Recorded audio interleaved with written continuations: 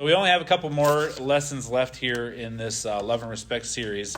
All the ones we've done to this point have been pretty practical. We've had a lot of practical things that we've talked about as far as understanding where our wives are coming from, understanding where the husbands are coming from as far as how they see things and interpret things. And we'll talk about that a little bit still here. But these last two lessons that we have are really kind of the catalyst or the real reason why we want to have and live a love and respect marriage. And so the next two are very similar, but we'll focus on you individually. So, we've been talking about how you can react or how you can respond to your wife or your husband and what they need the most, right, in their marriage or in your marriage, what they need from you and your responsibility to fulfill that need. The next couple weeks, still going to think about that, but we're really going to focus on you and your relationship with the Lord. And understanding that we could do all these things. We could, do all the practical stuff and be who we're supposed to be. But what if your spouse isn't? And spoiler alert, they're not. And when they don't, right? What if your spouse isn't what they're supposed to be, and they're not giving you what you need? Then we understand you're still supposed to do what you're supposed to do, right? Regardless of what it's not I'll do if you do, but it's I'll do regardless. But what if you go for an extended period of time and that just doesn't happen? Or if they just aren't getting it, don't seem to care to get it, don't want to get it. I mean, we all have weeks where maybe we aren't who we're supposed to be, and maybe we really don't care sometimes, right? There could be a lot of reasons that might be the case. But the goal of love and respect, and we said this last week, was to help make struggling marriages good, right? And to help make what we would maybe assume is a good marriage better or great. And that's the goal. And in order for the love and the respect to work, you have to trust your spouse, right? You have to trust your spouse and not necessarily always assume the worst from them. You have to assume the best. You have to give the benefit of the doubt. You must be the first to act, right? When it comes to giving whatever your spouse needs, the responsibility and onus falls on you to be the first to do. So regardless of, again, what he or she is giving you or not, you are still responsible to be the first to act. You must not withhold what they need most, regardless if they're providing you with what you need most, right? And that's, naturally a human tendency is when you're not being loved as a wife the way you need to be loved, that you feel as if, well, then I'm not, you may not even think it in those words, but you just naturally respond in a way that is not giving the respect that your husband needs. And husbands, regardless if your wife is treating you the quote-unquote right way, that doesn't mean that you don't need to love her the way that she needs to be loved. So don't withhold something because they aren't fulfilling what you need. And all that has to be done unconditionally, right? Guys, we're supposed to love our wives like Christ loves the church. There are no conditions on that love. And wives, you're supposed to reverence your husband unconditionally, as unto the Lord. There are no conditions on how you respect the Lord and how you honor and worship him. There are no conditions on your respect for your husband. None. They have to be removed. And as human beings, we struggle with that, right? As human beings, husbands, we struggle to love your wife like Christ loves the church every day. And wives, it's a struggle to give respect to husbands that don't always deserve it every single day. But that is the whole point of love and respect, is doing even when it's hard, doing even when you don't get back, and doing it unconditionally. But again, what if your spouse doesn't do what they're supposed to do? And we'll talk about that here for a few seconds. What if your spouse just doesn't seem to get it, right? Doesn't seem to give you what you need. And they might have sat through this whole lesson series the last few months, and nothing has changed. We're coming down to the end of the whole series, and it seems as if your marriage is in the same place it was, in January or whenever. And it wasn't that long ago, but it feels like it was that long ago, in January when we started. What if you're in the same spot? What if you're coming down to the end, you're like, man, nothing, the change has been minimal, if at all. Maybe it's even gotten worse. Our relationship is more stressed and strained than it was when all this teaching and all this Bible was given to us. What do we do? Right? We're about to move on to something else. The focus won't be on it. What do we do? And what I will say to you is, if your spouse is the one that's not doing it, or your marriage just isn't where you want it to be still, keep showing unconditional love. Keep showing unconditional respect. And in your marriage, look for the slightest, smallest little improvements. Like, intentionally look for those things. Don't, because it's easy to look at the negatives. Oh, it's super easy to find the negatives, to find the shortcomings of your spouse. Usually it's not, we don't find the shortcomings of ourselves, but we find the shortcomings of our spouse. So don't look for those things. Don't look for the areas where they're not.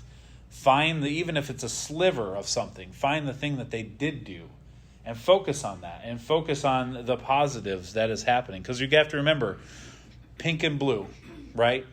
Wives see pink, husbands see blue. We very easily see what we see, and we have a hard time seeing the other side. We don't readily see what's happening in our favor, nor do we see the impact it may make in our spouse, right?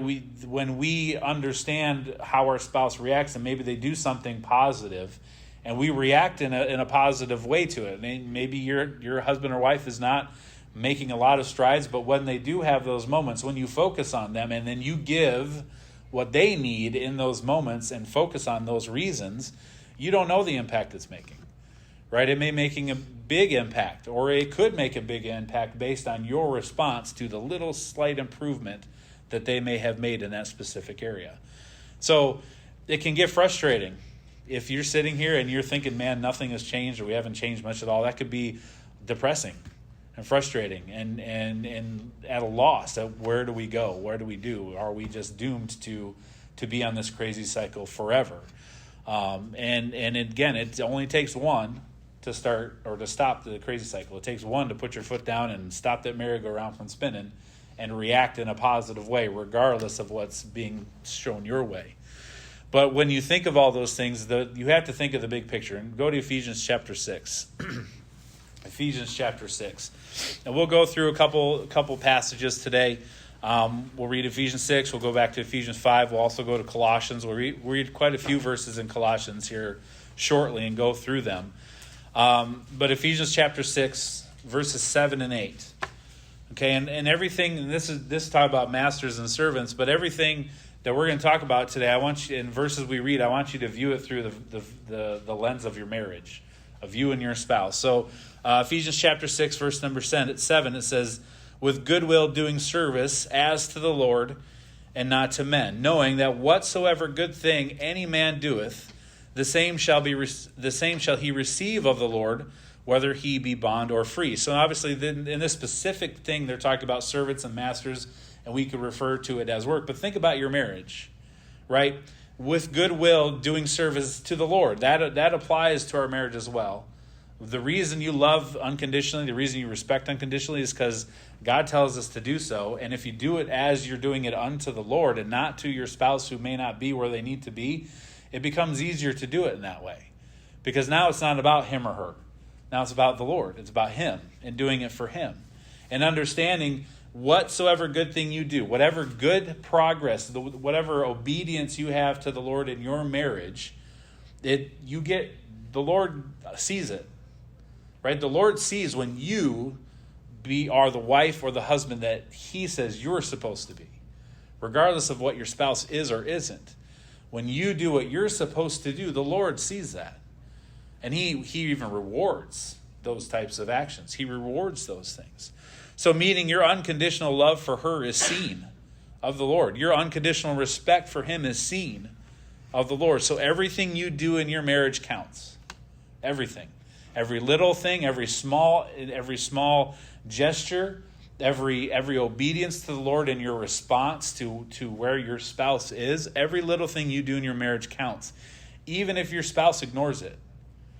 Even if your spouse ignores the love that unconditionally you're given, even if your spouse ignores the respect that you're given, if they don't see it, if they choose to not to see it, or if they just goes over their head, you doing what you're supposed to do in obedience to the Lord counts.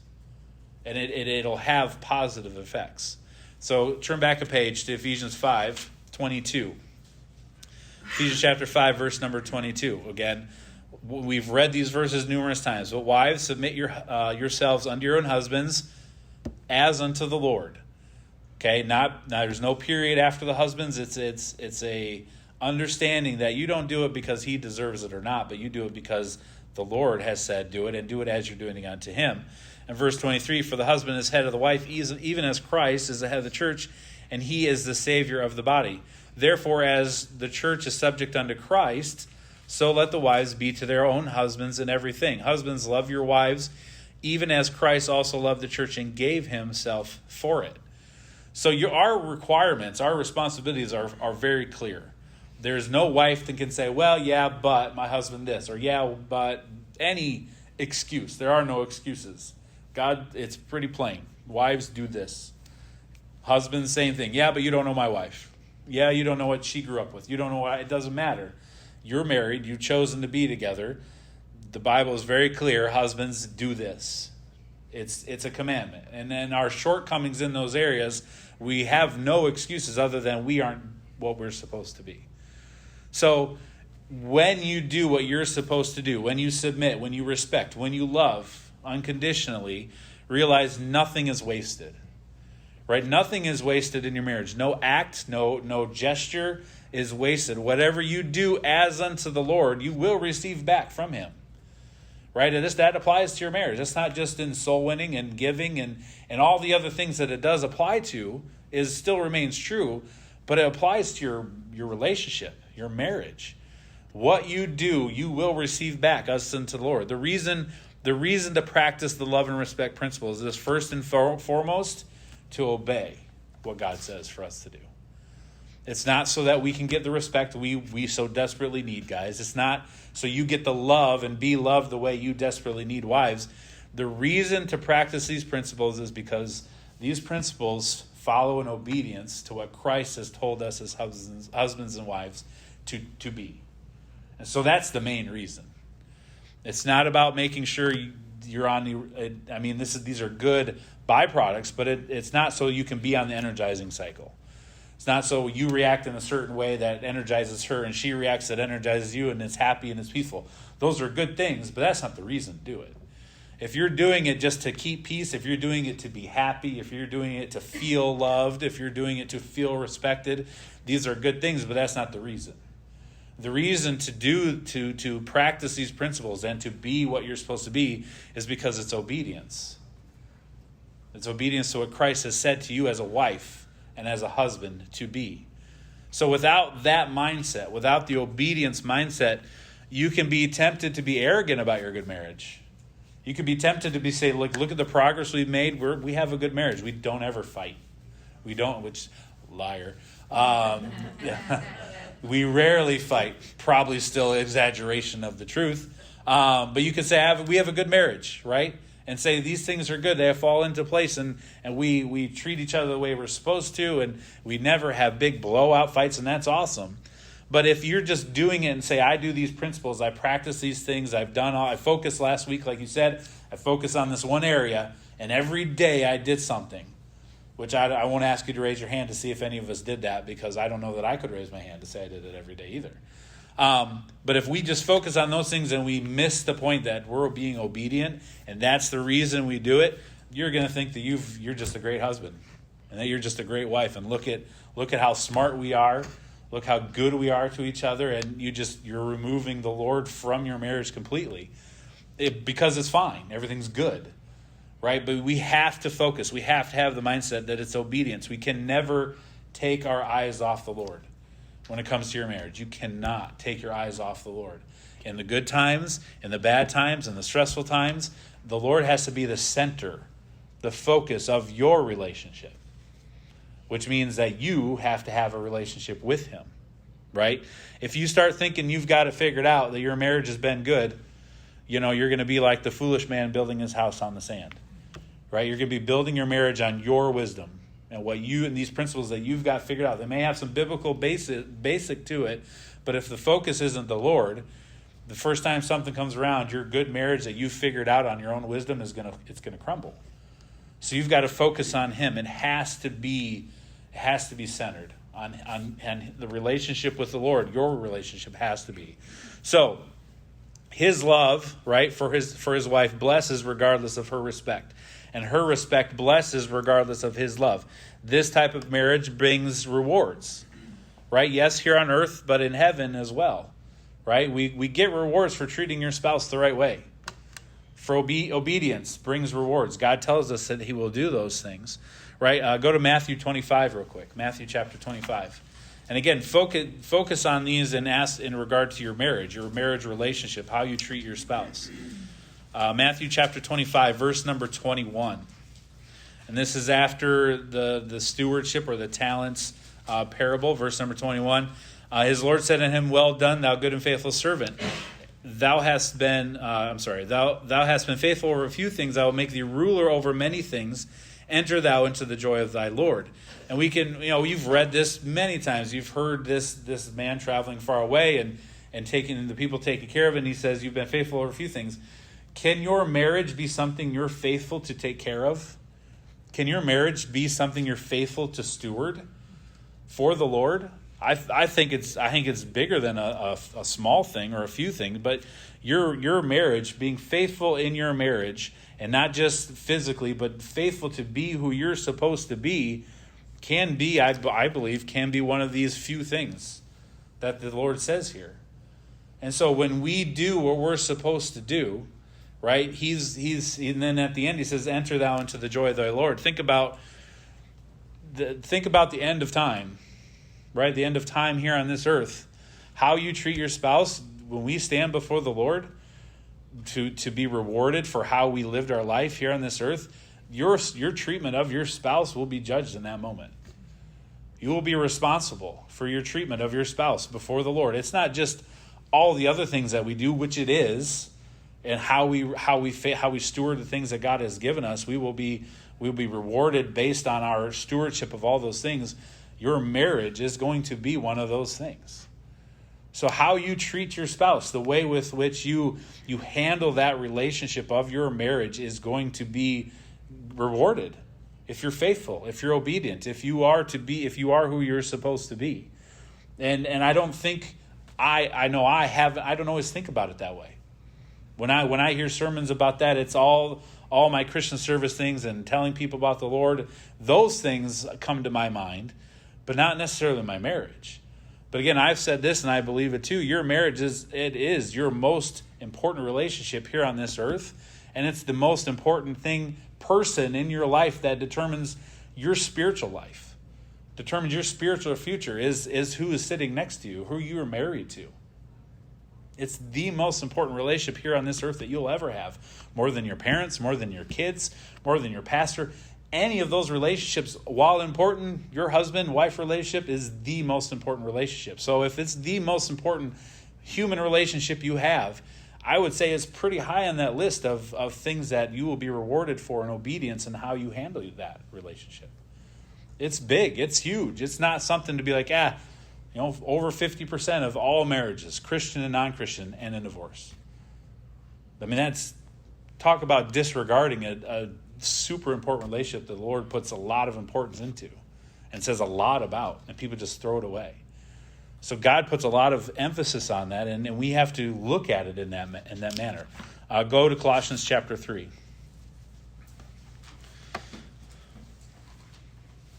So I'm going to read quite a few verses here. Actually, I'm going to read the entire chapter. Okay, so 25 verses. I'm going to read the entire chapter, and what I want you to do is while I'm reading the chapter, as you're reading along, I want you to think about your marriage in this text. And I'll go back and I'll point out some things on some verses specifically. But I want you to think about your marriage specifically, your relationship with your spouse specifically right now, today, specific. Like, I want you to think about it specifically. Yeah, like, exact. You got it right. Yes. I mean, I can try. My vocabulary is limited. So I said specific and specifically. Figured that would do it, but think about your husband. Think about your wife. Think about your relationship. So, Colossians chapter 3, verse 1 says, "If ye then, being risen with Christ, seek those things which are above, where Christ sitteth on the right hand of God. Set your affection on these things, on things above, not on things on the earth. For ye are dead, and your life is hid with Christ in God. When Christ, who is our life, shall appear," think of that day, "then shall ye also appear with him in glory. Mortify therefore your members which are upon the earth, fornication, uncleanness, inordinate affection, evil concupiscence, and covetousness, which is idolatry, for which things' sake the wrath of God cometh on the children of disobedience, in the which ye also walked sometime when ye lived in them. But now ye also put off all these: anger, wrath, malice, blasphemy, filthy communication out of your mouth. Lie not one to another, seeing that ye have put off the old man with his deeds, and have put on the new man, which is renewed in knowledge after the image of him that created him, where there is neither Greek nor Jew, circumcision nor uncircumcision, barbarian, Scythian, bond nor free, but Christ is all and in all. Put on therefore, as the effect of God, holy and beloved, bowels of mercy, kindness, humbleness of mind, meekness, long-suffering, forbearing one another, and forgiving one another. If any man have a quarrel against any, even his spouse or her spouse, even as Christ forgave you, so also do ye. And above all these things put on charity, which is the bond of perfectness. And let the peace of God rule in your hearts, to the which also ye are called in one body, and be ye thankful. Let the word of Christ dwell in you richly in all wisdom, teaching and admonishing one another in psalms and hymns and spiritual songs, singing with grace in your hearts to the Lord. And whatsoever ye do in word or deed, do all in the name of the Lord Jesus, giving thanks to God and the Father by him. Wives, submit yourselves unto your own husbands, as it is fit in the Lord. Husbands, love your wives, and be not bitter against them. Children, obey your parents in all things, for this is well-pleasing unto the Lord. Fathers, provoke not your children to anger, lest they be discouraged. Servants, obey in all things your masters according to the flesh, not with eye service as men pleasers, but in singleness of heart, fearing God. And whatsoever ye do, do it heartily as to the Lord, and not unto men, knowing that of the Lord ye shall receive the reward of the inheritance, for ye serve the Lord Christ. But he that doeth wrong shall receive the wrong which he hath done, and there is no respect of persons. So when you think about all those, and a lot of them apply specifically to marriage. Some of them maybe don't specific. But if we go back through some, verse 4, and I stopped there for a second, but the glory, right, when he shall appear. So the real reason you do anything on this earth, in this life, is for the moment when he appears. And we believe that it's going to happen. It might happen while we're alive. It might happen thousands of years from now. We don't know. But some moment you will appear before the Lord. And the reason you do everything that we do here on this earth is for that moment. That includes your marriage. Verse number 8 says, but now also put ye off all these things. Those things have no place in your marriage. Right? They don't have a place in your life as a Christian. But for your marriage, how often are we angry? Right? How often do we get frustrated with one each other and speak bad about one each other, and maybe even criticize and insult each other? That needs to be gone. Verse 13, this is a really good one that you could really focus for our marriages. Forgiveness, right? Forbearance. The way that Christ forgave you, that's how you forgive your spouse when they mess up.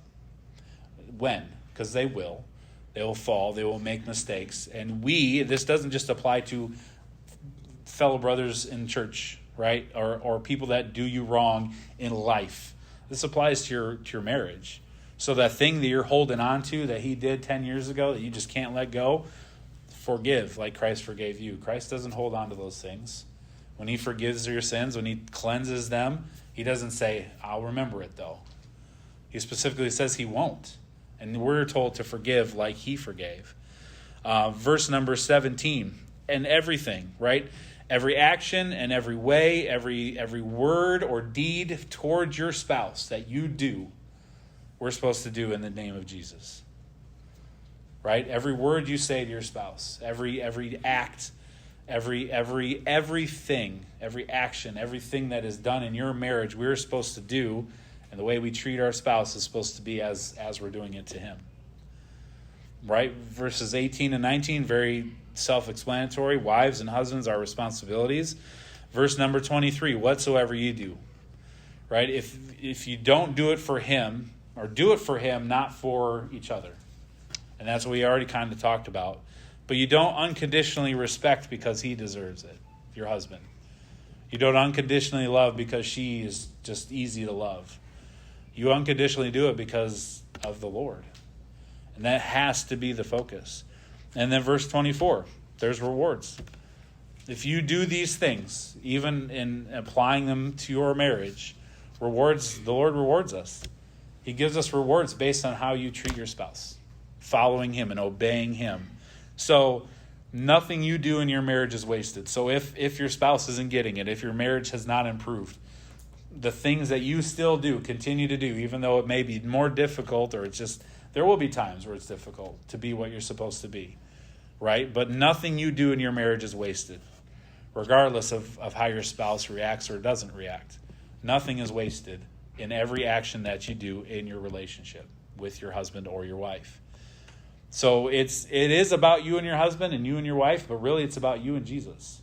And that's the relationship that's paramount to your relationship with your spouse, is your relationship with Jesus specifically. You. Now I can't not say that word.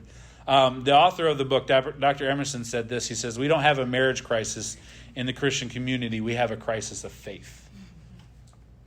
So it's not about the status of your marriage. It's not if your marriage is good or bad, and we just have, the 50% of divorces is nothing. It's really not about about your marriage. It's not about that relationship. It's about our relationship with our Father, and that's a relationship. It's a crisis of lack of faith and not having the faith in Him to be capable to do everything and anything, even make a bad marriage better, right? We don't have that faith. We have to ask ourselves a question: do I or do I not believe what Jesus Christ himself has said? And I think again, we're talking about our marriages, right? So we can apply that to life and everything in it. But do you actually believe that what Jesus said about marriage, about your role as a wife, about your role as a husband, do you believe what he meant what he said? Because if we believe he meant what he said, and we do it for him, then being respectful to your husband is not difficult. It's easy. If you actually believe it. If you live in a way you believe it. If you believe that what Jesus said, loving your wife like Christ loved the church, it's not a difficult thing. It's easy. It's simple. Because you're doing it for him, not for her. But we have to have that mindset, right? The whole point is, when you understand you cannot truly love and respect unless you do it unto the Lord himself.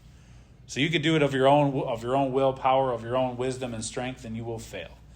And if you don't do it for him, then you don't really get it. You haven't really fully comprehended the whole purpose of all of this.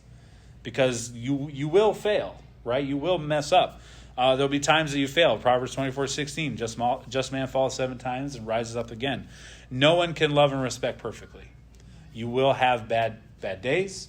You will have bad moments. You will say things you wish you hadn't. You will do things you wish you hadn't.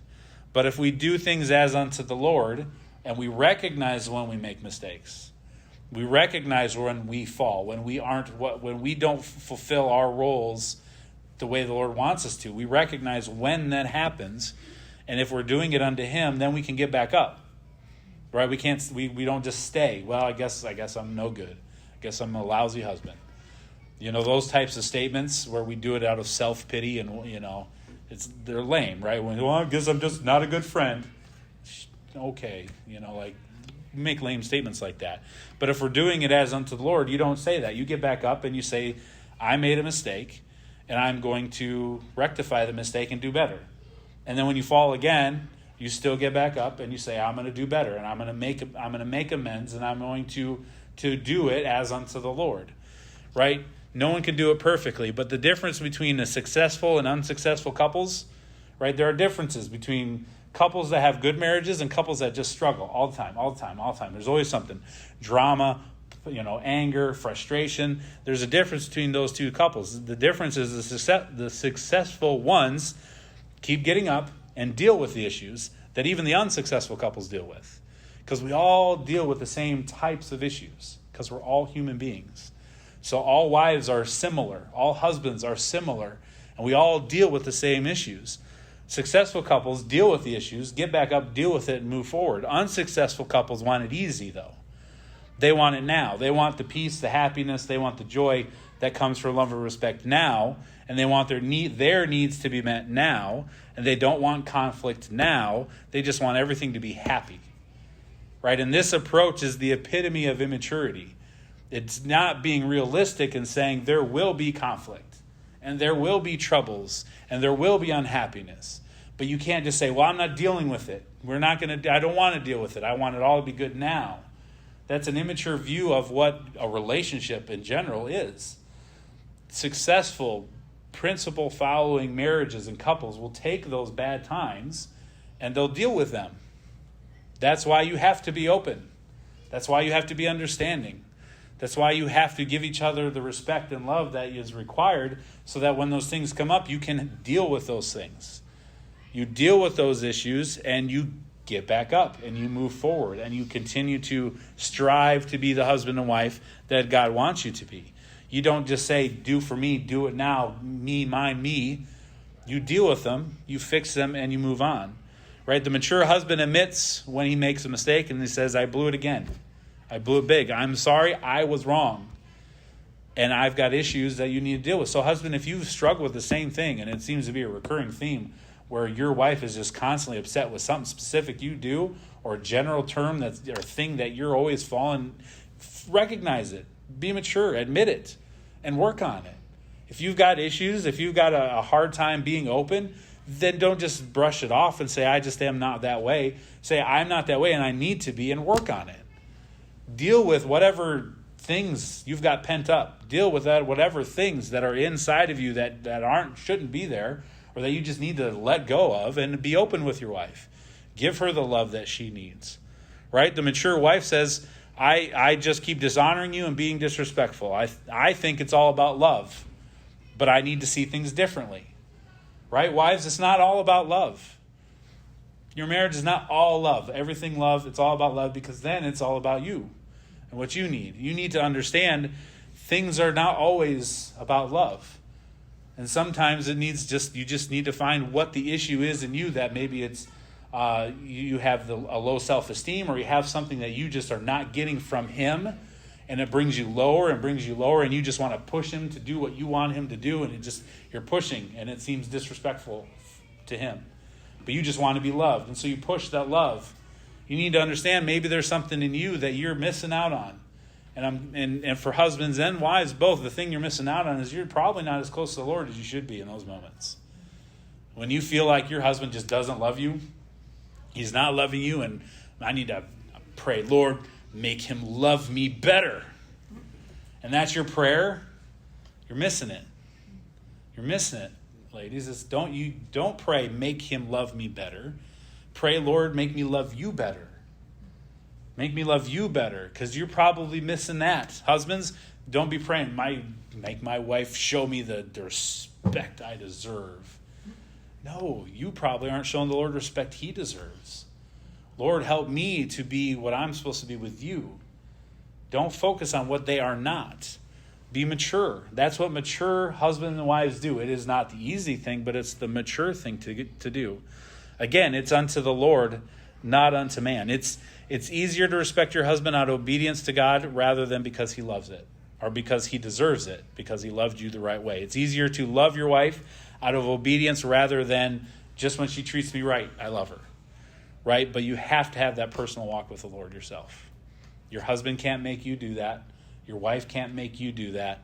You have to have that relationship with him specifically for you. So ultimately, your marriage has very little to do with your spouse. I mean, obviously it has everything to do with them, but the status of your relationship has very little to do with your spouse, and if they're treating you in the manner that you need to be treated, right? But that's how we view our marriage. I'm not getting what I need them to do better. It's very little to do with that. Rather, it has everything to do with your relationship with Jesus. Your relationship with your husband and your wife has everything to do with your relationship with Jesus. So rather, again, than praying that your husband or wife start doing what you need them to do or want them to do, pray that your relationship with the Lord grows you more closer to him. And Pastor said something like this Wednesday night, if you were paying attention to some of the things he said, and he talked about marriage specifically, and I wrote these things down. And he may not have been word for word, but he said, rather than praying that your husband or wife starts doing what you need them to do. Pray that your relationship with the Lord grows and you become more, and you move closer to Him instead. So when your spouse isn't what they need, what you need, then you need to pray that you're what you're supposed to be for the Lord and have a relationship with Him. Because all of this stuff is just wasted nonsense if you're just doing it for you or doing it for even for your spouse. The focus has to be God. And when we have that mindset, it works. When you do what God says and you do it the way He says to do it, it works better. Rather than us trying to do our best at what we think is best. So I said a lot of things and I made a lot of points, but the ultimate point is, and question I guess, is how is your walk with Jesus? How is your walk with Him? I'm guessing everyone could probably say not what it should be. Right? I mean, life is busy. There are weeks that I go where I don't read my Bible every day, and that's simple. Like that's a beginning, like baby step for walking with the Lord, reading His Word. That's like a small little crumb, right? And we struggle sometimes getting to that every day. And that's a small thing. That's not reading your Bible 7 days a week is not really fully a relationship with the Lord, right? There's a lot more that goes into it, just like we have a relationship with each other. So, how's your relationship with the Lord? And in regards to your marriage specifically, how's your relationship with the Lord? And if you work on your relationship with the Father, your relationship with your spouse will become way easier to work on. But do work on it, right? It's not going to magically overnight become better. All the problems will not go away, right? I talked to Brother Mike this morning, Steen, and he said, I don't know if he said it because it was me or whatever, but he's like, Mary and I both forgot our anniversary this week. I was like, yeah, right. He's like, no. Our son called and he said, sorry, your anniversary card's late. And we both went, our anniversary card? He's like, yeah, your anniversary was like yesterday. They're like, real? Oh, and it was. They've been married 47 years. 47 years. I mean, there's no way they have not had bad days. Right? They're human beings. And we all know Mike. So, no, I'm saying, Mike's right. There's no way they haven't had bad moments in their marriage, right? 47 years together, you're going to have bad times. But they've worked through those times, right? And 47 years, that's commendable. That's amazing. That's awesome. And it's funny, the funny moment that they just forgot, because they're busy. We get busy with life. And don't forget your anniversary, guys, or ladies. But it's about having a relationship with Him that sustains a marriage like that sustains the longevity of a marriage like that, and keeps you together, and keeps you happy, and keeps you serving the Lord. Right? They have no kids in their house anymore. There's no one to check up on them, make sure they're doing what they're doing. They're doing that because they have a relationship with Him. They love Jesus. And you need to love Jesus more than your spouse. You need to respect Jesus more than your spouse. And if you do that, your relationship with your spouse will become stronger.